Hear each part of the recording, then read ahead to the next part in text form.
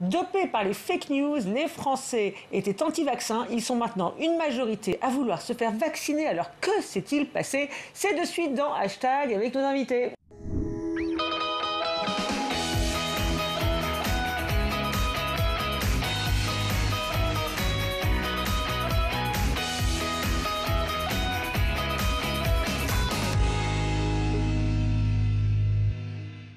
Les réseaux sociaux ont été accusés d'avoir encouragé la défiance vaccinale au pays de Pasteur, mais depuis quelques semaines, l'opinion a basculé, comme le montrent plusieurs sondages. Mi-janvier, par exemple, selon Ellab, ils étaient 47% à vouloir se faire vacciner contre le Covid-19 et seulement 40% à y être hostiles. Comment expliquer cet étrange retournement? Le Covid change-t-il la donne? Les fake news ne prêlent-elles plus? Ou les réseaux sociaux véhiculent-ils aussi des infos positives, comme ce message posté par Lynn Renault le 18 janvier après s'être fait vacciner sur son compte Twitter? Pour tout le monde, pour donner du courage, pour donner envie de vous faire vacciner, tout va bien, même 4 heures après. Je vous embrasse tous du fond du cœur, je vous aime. Voilà, ça c'est de la bonne humeur. Alors y a-t-il en France un syndrome Lynn Renault? On en parle avec Anne-Marie Moulin, philosophe et médecin qui va nous rejoindre, Benjamin Grange de Dentsu Consulting et Hervé Rigaud. Alors vous êtes aux avant-postes de l'observation puisque vous dirigez Netino qui fait de la modération de forums de plusieurs médias et journaux. Alors les commentaires sur les vaccins ont explosé ces dernières semaines. Sont-ils tous dans l'humeur et la tonalité de Lynn Renault? Pas vraiment. En tout cas, on a vu une évolution très sensible en fait depuis plusieurs mois. En fait, les 2/3 des commentaires sur ces sujets-là étaient négatifs. D'accord. Donc Lynn Renault est minoritaire. C'est ça, les 2/3, c'est 57%, c'est ça de défavorables contre 43%. Vos chiffres depuis, sur décembre, c'est un petit peu descendu. C'est un petit peu descendu. On est passé de 63 à 57 à la faveur des prises de parole et des pro-vaccins, des vedettes comme Lynn Renault, des influenceurs qui étaient plutôt pour le vaccin. Les neutres et les pro-vaccins se sont plus exprimés et en termes de volume, il y a eu plus de volume et il y a eu plus de neutralité. Donc en fait, la part des anti-vaccins a baissé. Alors sur les forums que vous modérez, de 60 et quelques à 57%. Et alors globalement, qu'est-ce qu'ils disent tous ces messages? Est-ce que vous avez quelques exemples? Pour les anti-vaccins, on va dire, ça reste... il y a plusieurs catégories. Il y a ceux qui sont anti-vaccins car il y a une certaine relation avec la théorie du complot. Ensuite, il y a ceux qui sont anti-vaccins parce que ils ont peur en termes de timing. On a pendant des années dit au pays de Pasteur qu'il fallait 3, 4 ans, 5 ans, un protocole très long pour mettre sur le marché des vaccins. Aujourd'hui, on le réduit, donc il y a plutôt cette crainte. Oui, donc les gens ont peur de servir de cobaye, ce qui a marqué derrière vous, c'est ça? Donc exactement. Je n'aurais pas le cobaye pour faire un vaccin qui est fait à la va-vite. En plus, un vaccin qui n'est pas français. Il y a aussi toute cette catégorie-là qui disent on aurait eu confiance avec Pasteur, maintenant que Pasteur n'y est pas, on n'a pas confiance.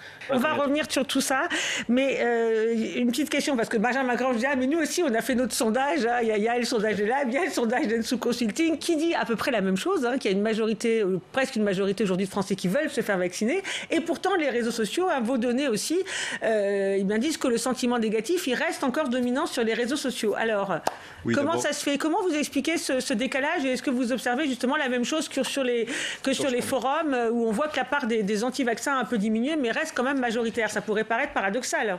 Non, le basculement ou cette inflexion, je dirais, dans laquelle on voit que les anti-vaccins sont un peu moins repris, les fake news ont un peu moins de relais, eh bien ça vient simplement du fait que, alors évidemment il y a la stratégie de communication du gouvernement, on va y revenir, et puis toute la logique de cautionnement avec un certain nombre de leaders d'opinion qui eux-mêmes ont montré l'exemple, mais surtout il y a la perception, et c'est sur une frange de population très claire, c'est-à-dire plutôt urbaine, plutôt jeune, plutôt jeune, au sens moins de 70 ans, 65 ans. C'est chouette aujourd'hui, avec le Covid, on est jeune à moins de 75 ans. Non, mais c'est une bonne nouvelle, moi je trouve ça super.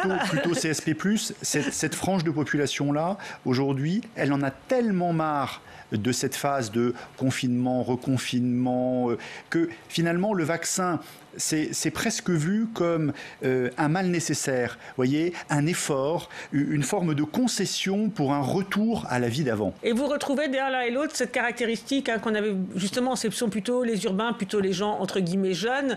Ça, c'est ceux qui ont basculé en faveur du vaccin, et les anti-vaccins restent plutôt les électorats de Marine Le Pen. On dit beaucoup de Jean-Luc Mélenchon, c'est ce qu'on retrouve. On va trouver plus une population à l'opposé. Je ne veux pas faire non plus être dans la caricature, mais on va trouver plus du rural, on va trouver plus du CSP-, on va trouver plus de sympathisants pour les extrêmes. Gens plus dans la défiance. Pour les extrêmes qui finalement, en fait, vont davantage écouter cette logique de théorie du complot ou de fake news, parce que les réseaux sociaux, pour eux, disent plus la vérité que les élites, en tout cas, et que, évidemment, le gouvernement.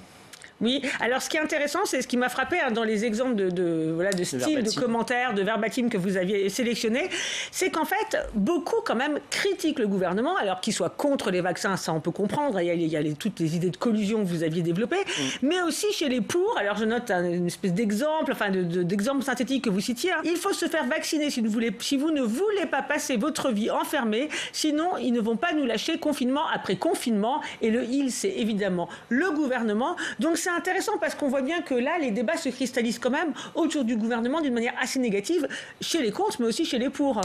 Oui, chez les pour aussi, mais c'est exactement, je reprends ce que vient de dire monsieur, c'est-à-dire qu'il y a un sentiment de... il faut passer par là pour retrouver la liberté. Donc en fait, c'est... mais contre le gouvernement, c'est intéressant. On pourrait dire il faut passer par là, il faut passer par là. Pourquoi ils vont, sinon ils vont nous... Il y a quand même une forte défiance, c'est frappant quand même. Parce qu'en en fait, il y a cette pression continue, confinement après confinement. Les libertés s'érodent, en tout cas elles sont vécues comme ça, et de plus en plus de gens, y compris ceux qui s'expriment en étant pour sortir de là, ils ne s'expriment pas pour le vaccin en fait, ils s'expriment pour sortir de cette situation. De là. Il faut, parce qu'en fait, je retrouvais ma vie d'avant, ma vie de liberté. Ça pose quand même la question de la communication du gouvernement. Alors, il faut dire que depuis le mois de décembre, lorsque les premiers vaccins ont commencé à être administrés, du moins fin décembre, le gouvernement avait si bien intégré la réticence des Français au vaccin qu'il a commencé sa campagne au rythme de l'escargot, ce qui a évidemment suscité des critiques et cette réaction d'Emmanuel Macron dans ses vœux. Je ne laisserai pas davantage, pour de mauvaises raisons, une lenteur injustifiée s'installer. Chaque Français qui le souhaite doit pouvoir se faire vacciner de manière sûre et dans le bon ordre, en commençant par ceux qui présentent le plus de risques. Il faut vacciner vite, mais les laboratoires vont créer des polémiques. D'abord, lorsqu'on apprend que les flacons livrés par Pfizer contiennent 6 doses et non 5, comme dit initialement, écoutez Olivier Véran face à une auditrice qui s'inquiète. Bonjour, je ne sais pas si vous faites un peu de cuisine, mais si vous faites de la cuisine, vous comprendrez ce que je vais vous dire. Imaginez que vous ayez un récipient et que vous ayez une espèce de seringue de cuisine et qu'on vous dise de retirer tant de liquide du récipient. Et qu'à la fin, il vous reste dans votre récipient suffisamment pour faire une dose supplémentaire. C'est exactement de ce dont il s'agit. On est purement dans de la mécanique. Il n'y a aucune autre manipulation que l'extraction par la seringue d'un liquide qui reste dans le flacon. Et le fond de flacon est aussi efficace que le dessus du flacon. Ce qui est intéressant, c'est qu'il répond sur l'efficacité de chaque dose du flacon, alors qu'en fait, la polémique, largement relayée, concerne le fait qu'en découvrant qu'on avait une 6e dose dans le flacon, le laboratoire Pfizer a diminué ses livraisons puisque le contrat était en dose et non en flacon. Et c'est ça qui a créé la polémique. Ça a été vu par beaucoup comme une arnaque, d'autant que cette 6e dose est difficile à extraire et nécessite l'achat de matériel supplémentaire.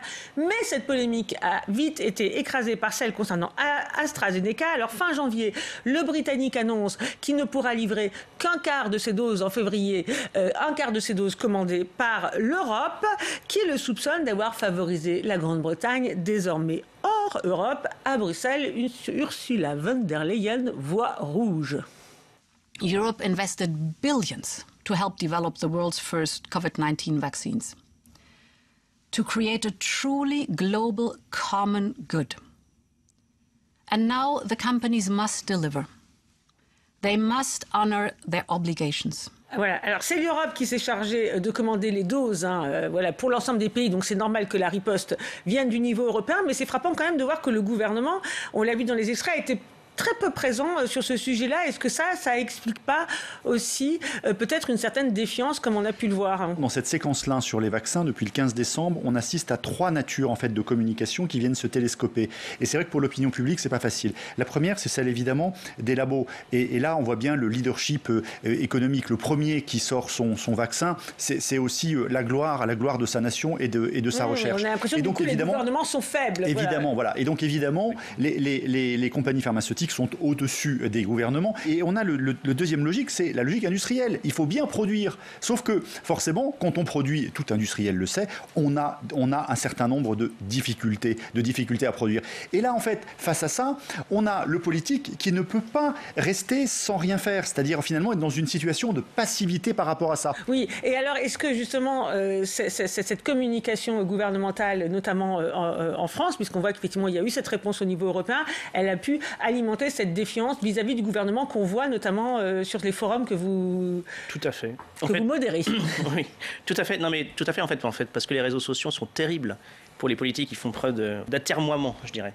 Quand ce n'est pas précis, extrêmement détaillé et incontestable, eh ben, ça fait le lit de tous les commentaires. Donc, je dirais, un réseau social, c'est fait justement pour réagir, on va dire. Donc, oui, pour réagir et notamment aux atermoiements, c'est ça. Mais c'est ça, en fait. Donc, en fait, c'est encore une fois une chambre d'écho incroyable parce qu'en fait, on vous a donné quelques verbatims, mais il suffit de faire quelque chose pour dire, en fait, Olivier Véran, vous avez peut-être un autre extrait, se fait vacciner, mais il a pris la place de quelqu'un d'autre. Alors qu'il y a encore un mois, il disait, moi, je me ferai vacciner à mon tour parce que justement, je ne vais pas prendre la place de quelqu'un d'autre. Donc, en fait, je dirais que c'est toujours l'occasion d'être critique et avec les communautés qui s'agrègent autour de ça, c'était amplifié, et la polémique grossit. Et donc, surtout. vous parlez justement des atermoiements. Là, en l'occurrence, ce sont pour vous, si je comprends bien, des atermoiements qui ont nourri cette défiance, c'est ça?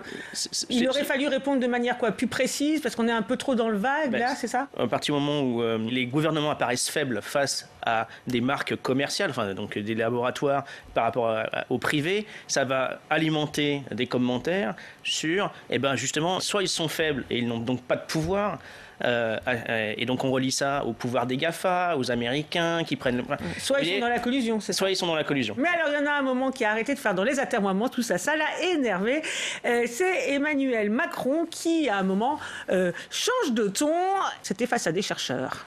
Ce qui va avec la défiance française, c'est aussi cette espèce de traque incessante de l'erreur. C'est-à-dire, nous sommes devenus une nation de 66 millions de procureurs. C'est pas comme ça qu'on fait face aux crises ou qu'on avance. Et donc, chacun fait des erreurs chaque jour. Celui qui ne fait pas d'erreur ou celle qui ne fait pas d'erreur, c'est celui ou qui ne cherche pas ou qui ne fait rien, ou qui mécaniquement fait la même chose que la veille. Pour le coup, c'est pas un atermoiement. Il y avait 66 millions de spécialistes en vaccination aujourd'hui. Il y a 66 millions de procureurs. Un petit mot sur justement ce coup de gueule. On sent bien là qui s'énerve contre les réseaux sociaux, justement contre toutes ces polémiques incessantes. Ce qui est frappant, c'est ça, c'est-à-dire qu'il y a quelques années, quelques dizaines d'années, on disait les politiques réagissent aux sondages et justement font leur politique en fonction des sondages. Là, on voit que le temps est largement réduit parce qu'en fait, ils font face aux réseaux sociaux. Donc, on est dans la réaction, puis la réaction, puis la réaction. Donc, en fait, c'est assez frappant de voir dans le cadre de cette conférence de presse qu'en fait, il répond aux réseaux sociaux. Oui, il parle à des chercheurs, mais en fait, il répond à des polémiques sur des réseaux sociaux qui sont finalement pas forcément représentatifs. Il y a cet effet loupe, les réseaux sociaux influencent les journalistes, mais aussi le président de la République. Alors, on va voir comment tout cela s'inscrit dans la dynamique des réactions face au vaccin, avec une historienne, philosophe et médecin. Merci beaucoup, Hervé Rigaud.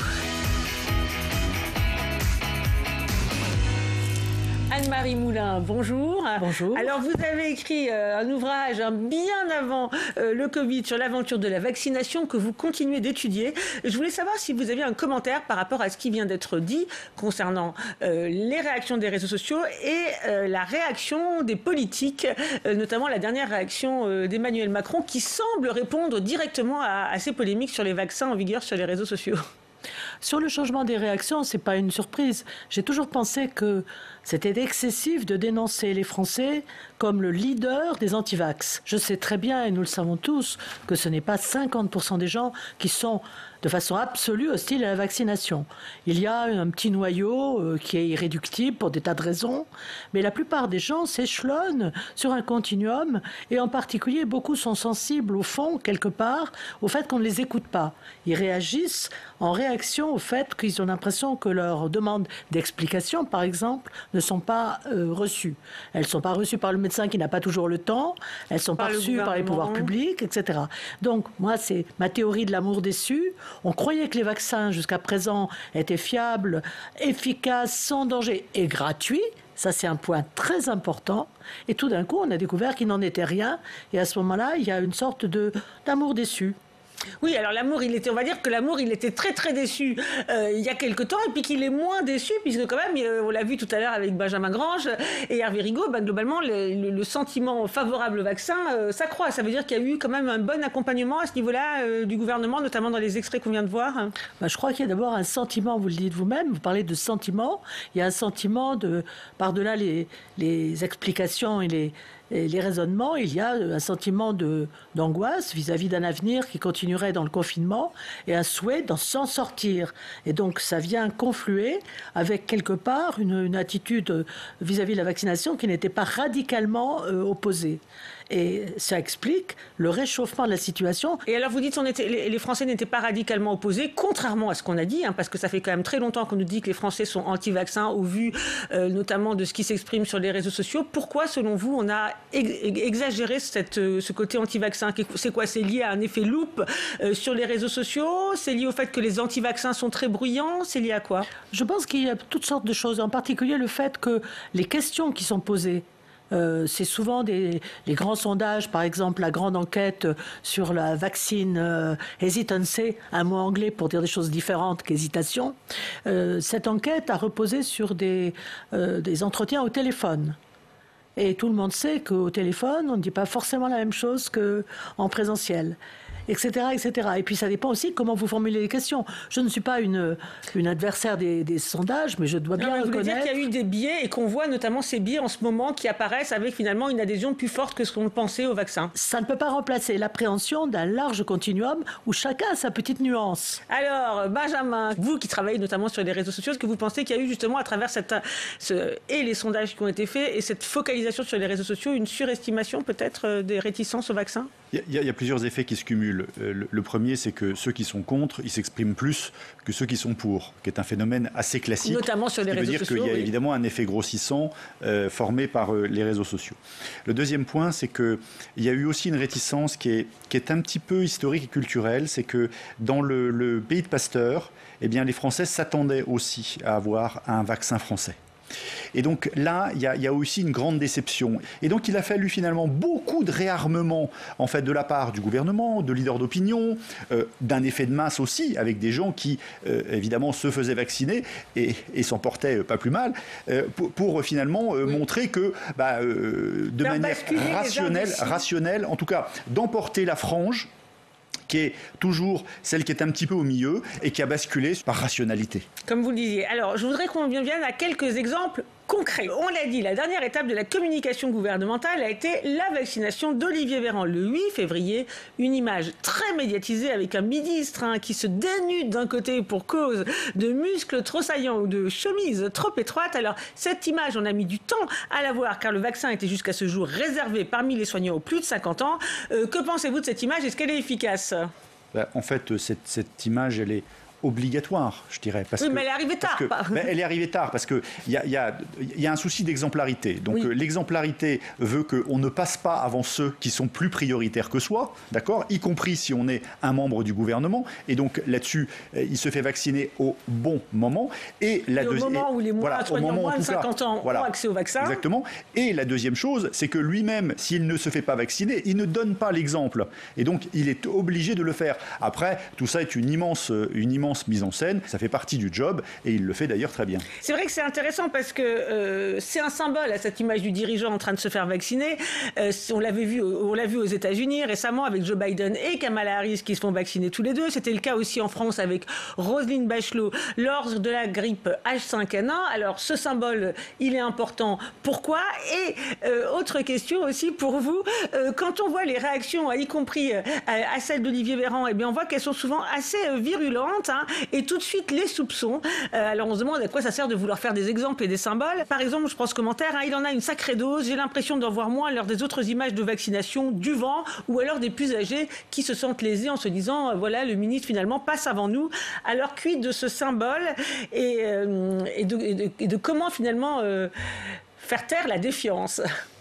Ce symbole, il est important, effectivement. Rappelez-vous aussi Obama. Obama avait été vacciné. D'ailleurs, j'ai l'impression qu'il montrait beaucoup moins de peau et de muscles que Véran. Oui, sa chemise était trop petite. C'est la pudeur des Américains. Voilà. Mais cette image est importante. Pourquoi elle est aussi importante, cette symbolique du dirigeant qui se fait vacciner, même s'il y a tout de suite des soupçons sur le contenu de la seringue? Je pense que ça répond directement aux soupçons qu'il y aurait quelque chose de caché, etc.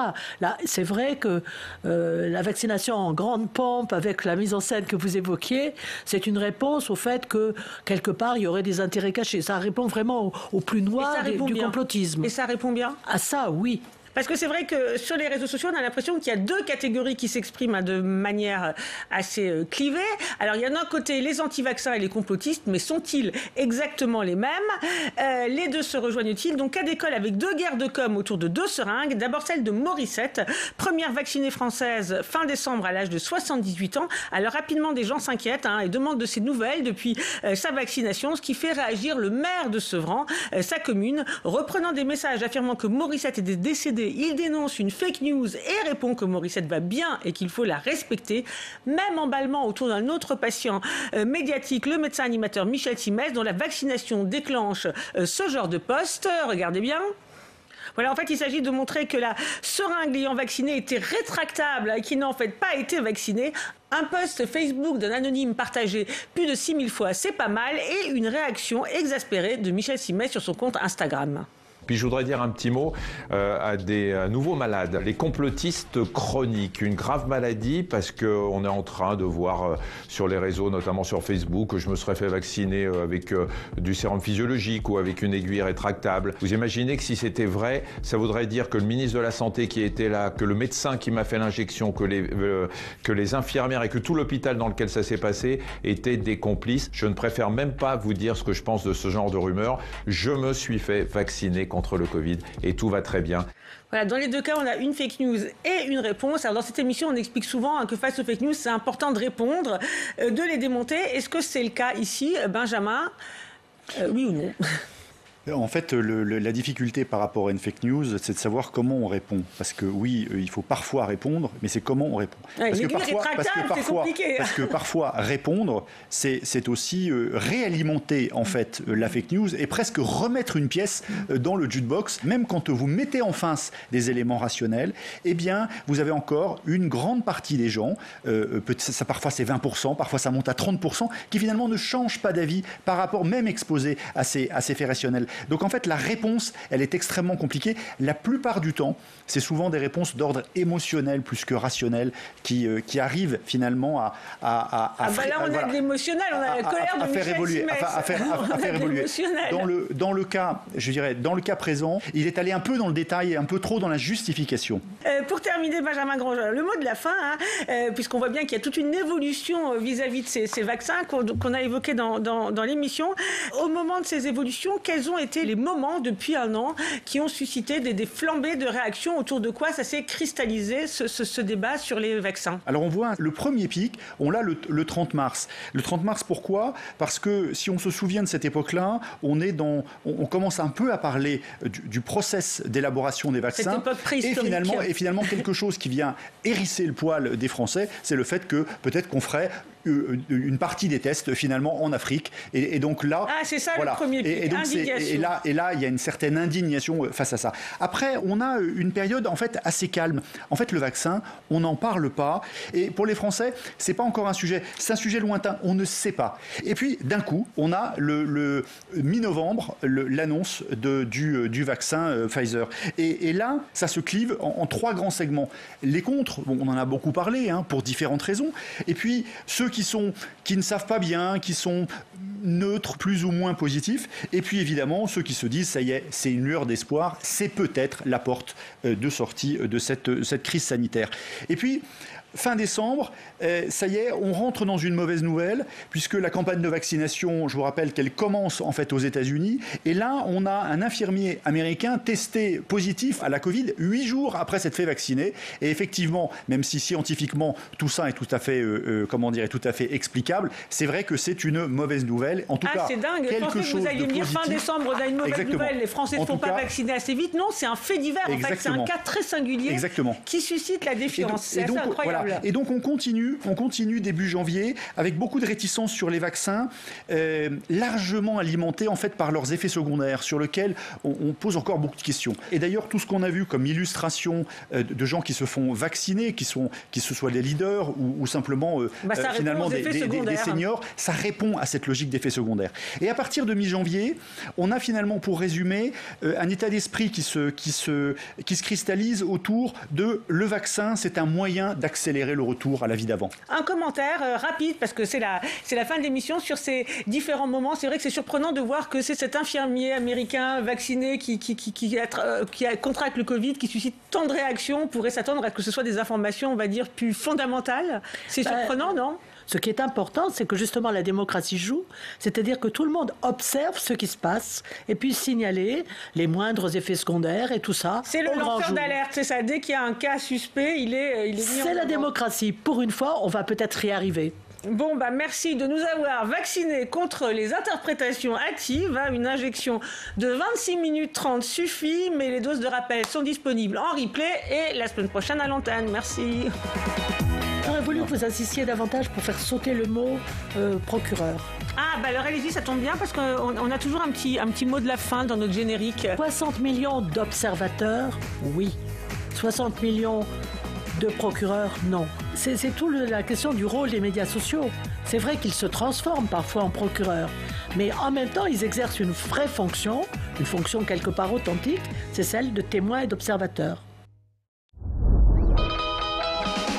Revoir ce programme en replay sur publicsena.fr.